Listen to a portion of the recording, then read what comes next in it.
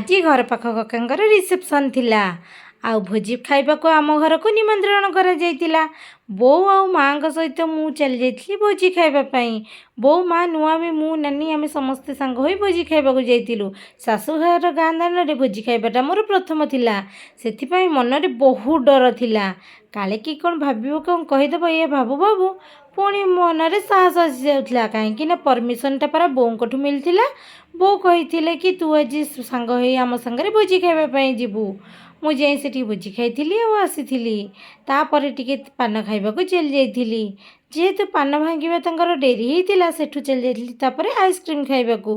ସେଠି ଆଇସ୍କ୍ରିମ୍ ଖାଇ ଟିକେ ମନକୁ ଥଣ୍ଡା କରିଥିଲି। ଯେହେତୁ ଏତେ ଗରମ ହେଉଥିଲା, ଆଇସ୍କ୍ରିମ୍ ଖାଇଦେଲାକୁ ଟିକେ ଭଲ ଲାଗିଥିଲା।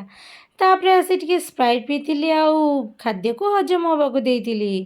ତାପରେ ଆସିଯାଇଥିଲୁ ପୁଣି ପାନ ଖାଇବା ପାଇଁ। ଯେହେତୁ ପାନ ଖାଇବାରୁ ଆମେ ଫେରିକି ଯାଇଥିଲୁ, ସେଠି ପାନ ଭଙ୍ଗା ହେଇ ଥୁଆ ହେଇଥିଲା ଆଉ ଗୋଟିଏ ଗୋଟିଏ ପାନ ଧରି ଚାଲି ଆସିଥିଲୁ ଷ୍ଟେଜ୍ ପାଖକୁ। ଷ୍ଟେଜ୍ ପାଖକୁ ଆସି ଦେଖିଲା ବେଳକୁ ଦୁଲ୍ହା ଦୁଲ୍ହନ ସୁନ୍ଦରୀ ସୁନ୍ଦରୀ ଫଟୋ ଉଠାଉଛନ୍ତି। ଆଉ ତାଙ୍କ ସାଙ୍ଗରେ ଆମେ ମା ଝିଅ ଟିକେ ମିଶି ଫଟୋ ଉଠାଇ ଦେଇଥିଲୁ। ଆଉ ତାପରେ ଜଲ୍ଦି ଜଲ୍ଦିରେ ଘରକୁ ଚାଲି ଆସିଥିଲୁ। ଘରେ ଆସି ଗୋଟିଏ ପାନ ଖାଇଥିଲୁ ଆଉ ଟିକେ ଶାନ୍ତିରେ ଘୁଙ୍ଗୁଡ଼ି ମାରିଥିଲୁ।